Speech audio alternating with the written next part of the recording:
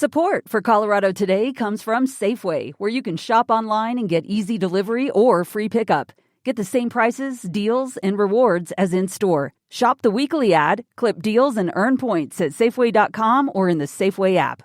Support for Colorado Today comes from Credit Union of Colorado. With access to over 30,000 ATMs and a mobile app, they're dedicated to offering the services of a big bank with a heart. Learn more at honestlygood.org. Tonight, there's a community vigil in Boulder at the Jewish Community Center to show support and offer prayers for the 12 people injured on Sunday in a firebomb attack at the Pearl Street Mall. At the time of this taping, 3 of the victims are still in the hospital. I'm Bazi Kanani.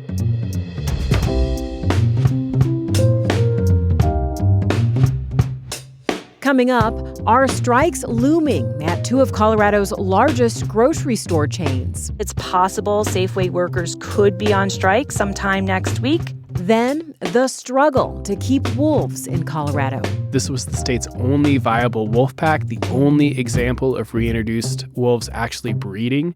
And today, a Colorado family is remembering their mom and her incredible survival story. We had to run away to the mountainside. It's Wednesday, June 4th. Here's the news in Colorado today.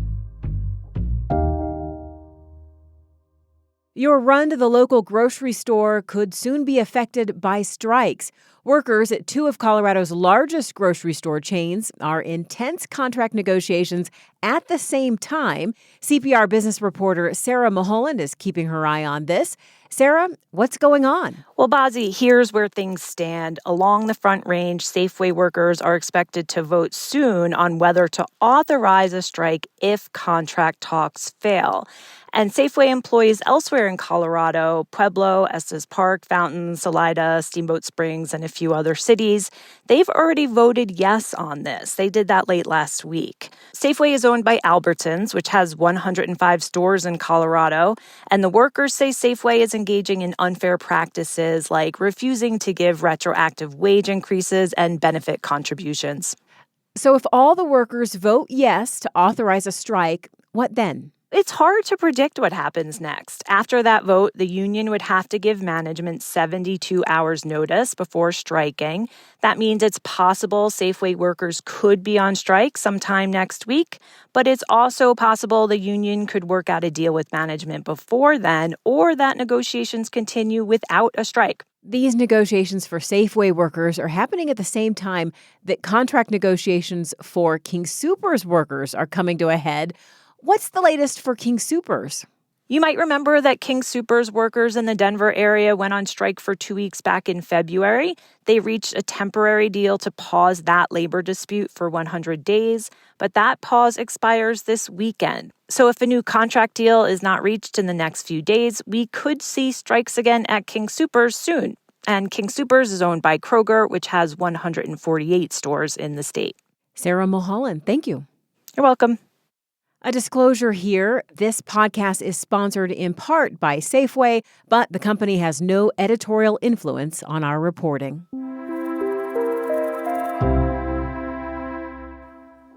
It's a new chapter in Colorado's gray wolf saga.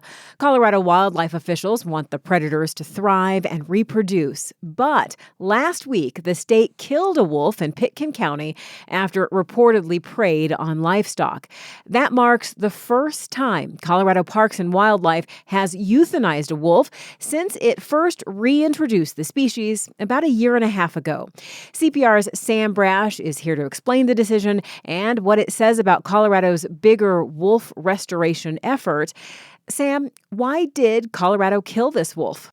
All right, so the events leading up to this decision started just ahead of Memorial Day weekend. That's when ranchers near Aspen reported a string of wolf attacks. This includes Tom Harrington. He manages a ranch outside of Carbondale, and he also happens to be the president of the Colorado Cattlemen's Association. On the morning of May 23rd, he found a dead calf on his property. We discovered it about 7:30 that morning, and it was pretty fresh. And then Saturday morning, we had fresh wolf tracks.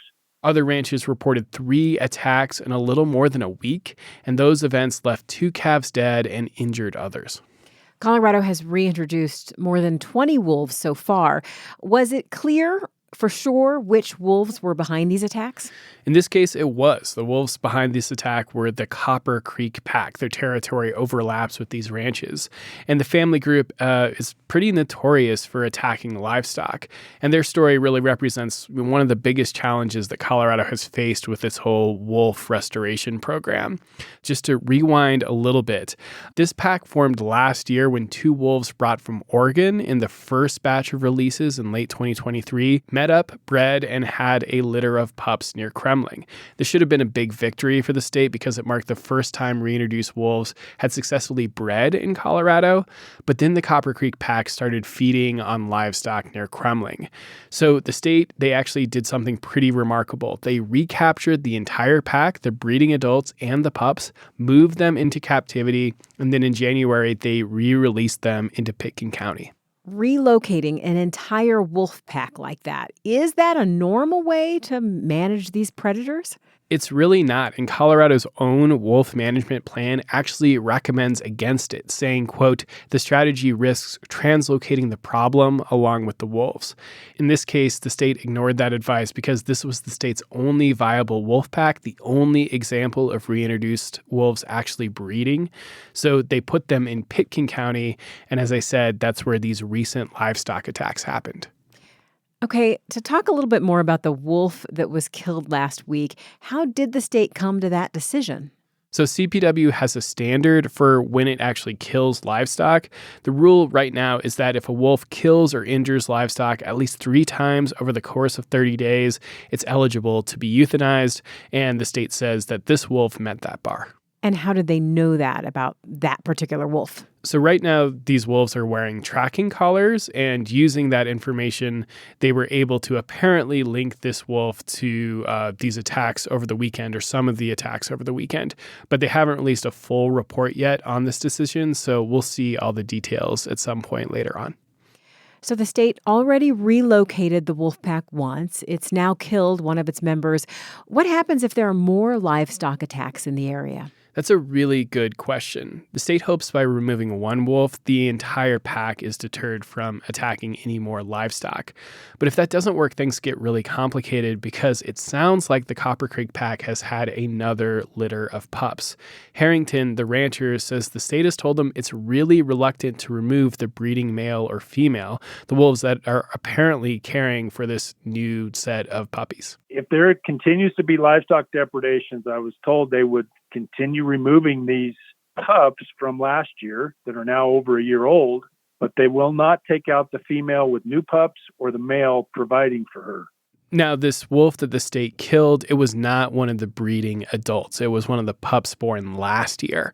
But going forward, it's not clear if the state can protect livestock and sustain the future of the Copper Creek Pack. And if it needs to kill one of these breeding adults, that would be a major setback for the entire wolf program. Thanks, Sam. Thank you.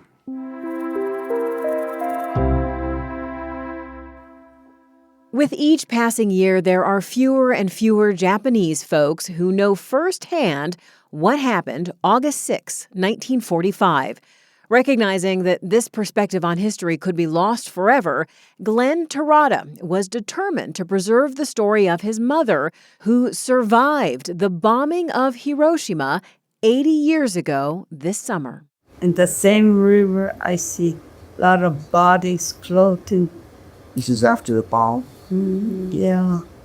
How many days afterwards did you go there? Just right after? Or? No, I went back after 5 days. And the bodies were still there? Oh, yes. And we had to run away to the mountainside. CPR's Ryan Warner visited 98-year-old Tamayo Terada at her home in Denver.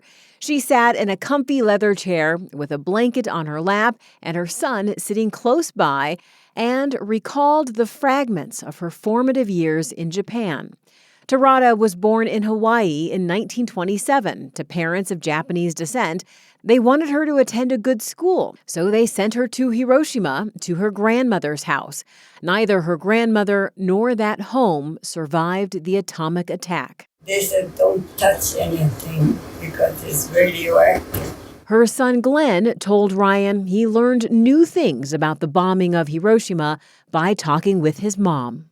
And I just wanted to have her story so we could just pass it on generation to generation, or else we're going to lose it. And, I regret not doing it sooner. But obviously she started opening up to us because prior to that she wouldn't tell us anything about it. It was considered a secret to some extent. Oh, yeah.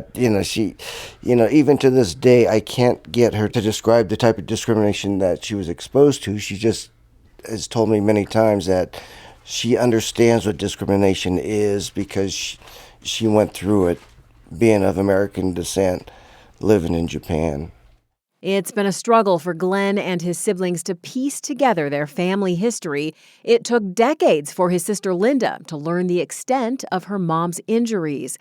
They have learned that by blind luck, their mom missed the worst of the bomb's effects. She forgot she had a day off, and she left her home to go to her job in the city that day. But she still felt the blast. One thing Dad was telling us at dinner, that she had a lot of glass on her face and her back and couldn't get it out, and she was just bleeding. Tamayo Terada eventually settled in Colorado. She and her husband raised 3 kids who are now the memory keepers of this dark chapter of human history. Ryan's interview took place this spring, which turned out to be just a few weeks before Terada passed away. Her funeral services are to be held today here in Colorado. For the full interview with her and her family, see the link in our show notes. Thanks for listening to Colorado Today, and thanks for your review in your podcast app. While you're there, be sure to follow Colorado Today. I'm Bazi Kanani. This is CPR News.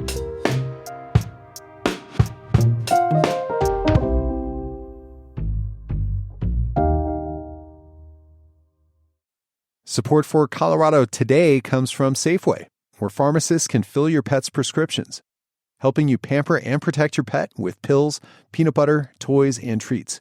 Stop into the store today or visit Safeway.com. Support for Colorado Today comes from Credit Union of Colorado. With access to over 30,000 ATMs and a mobile app, they're dedicated to offering the services of a big bank with a heart. Learn more at honestlygood.org.